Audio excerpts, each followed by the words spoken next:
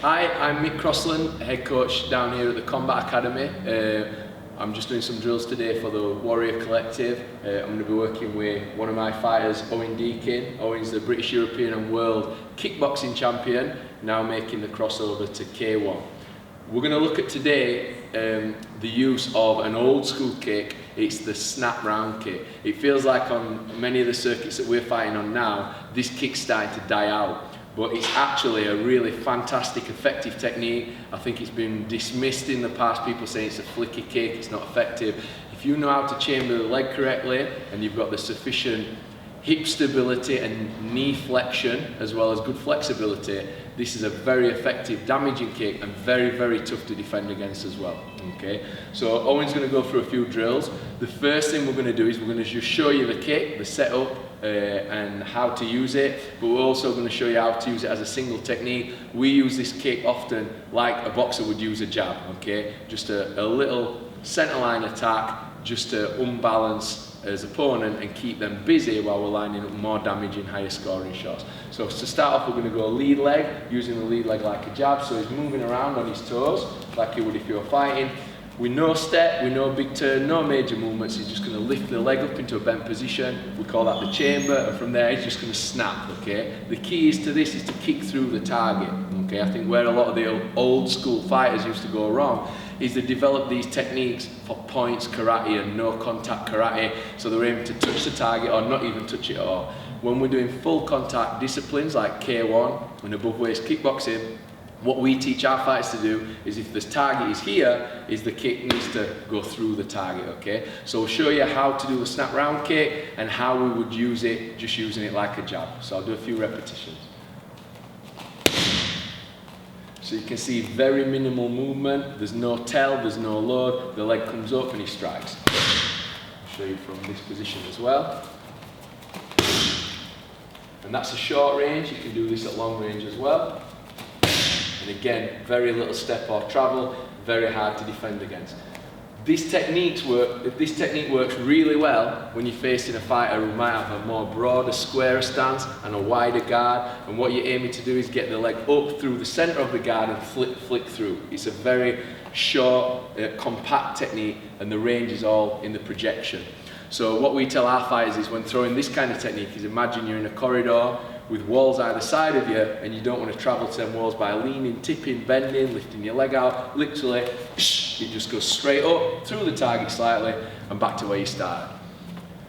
So that's how to use it as a single technique. Like we said before, you can use that kind of like you would use a jab to unbalance and unsettle his opponent.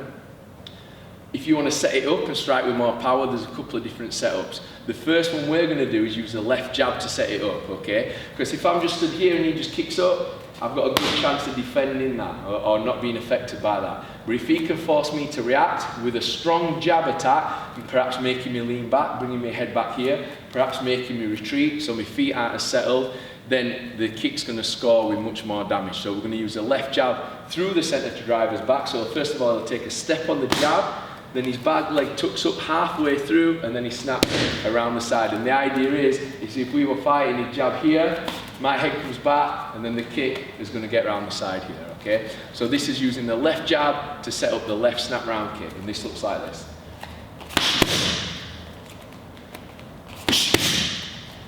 And you can see there's very little delay between techniques. It's almost like the rhythm of a double jab. Jab kick, jab kick.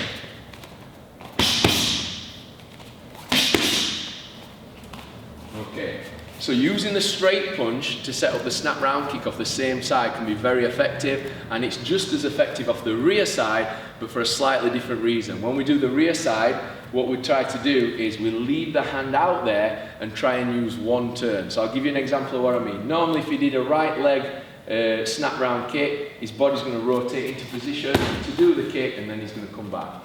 If he did a cross, his body rotates and then he comes back. If we were doing two power shots, so he did a straight right and then like a Thai style roundhouse, he'd probably reload the technique, okay? When we're doing the snap round kick off the straight punch attack, what he's going to do is going to use one turn for two techniques. So he turns through on the cross, and from that position, the cross has already started, and before that he even hits, he's letting the back leg go as well. So they both go together, okay? So he's going to turn on the cross, and from that position, he just lets the right leg go. And this is a really long range attack because the cross is going to come just in front of the guard, but the leg will come right around the back, okay? So it can cause a lot of damage if performed correctly. So we're going to use the right straight punch to set up the right snap round kick, but we're only using one rotation of the body, and we're letting the leg go almost simultaneously with the hand. And that looks like this.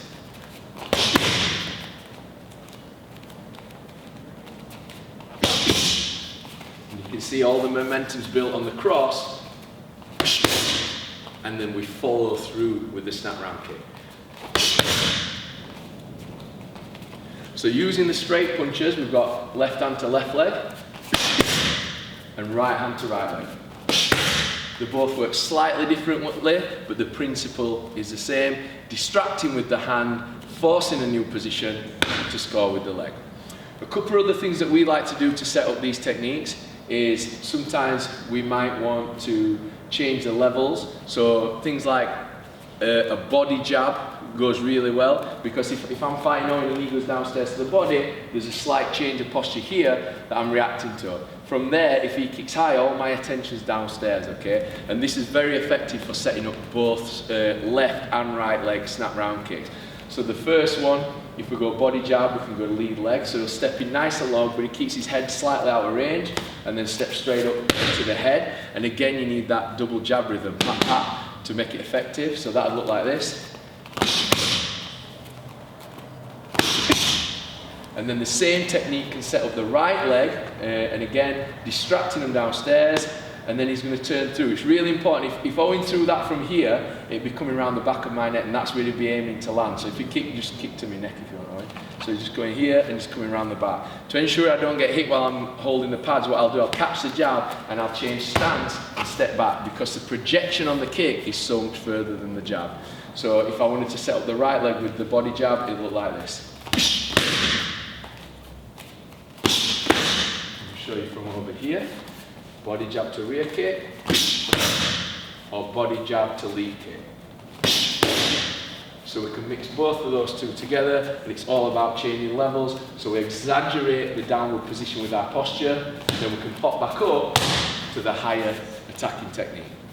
The last one we're going to do, because the kick tends to be more on the centre line, is one thing we can do is change the angle and position so we can create a new centre line for ourselves. So I'll show you what I mean by that. If Owen saw that his opponent were open for his rear kick, but wanted to position him optimally, one of the things he can do is dip to his left and do an up jab or a screw shot or an angle jab, whatever you want to call it from there, okay? That's distracting his focus and attention around here, and then he can twist through with the back leg. So that's one way we like to set it up, is by changing the angle to generate momentum and direction from his opponent that leads him into the kick, okay? So he's going to dip and come with the angle jab, and then he's going to twist through, and that looks like this. Show you from this angle.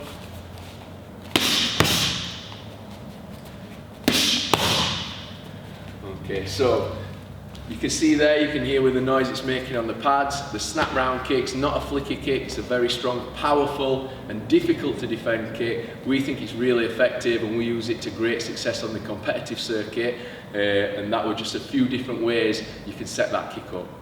I'd like to thank you all for watching. I hope some of it has been useful for you. Thank you to the Warrior Collective for featuring us, and if you're interested in the type of training we do at the Combat Academy, you can find us at thecombatacademy.org.uk. Thank you.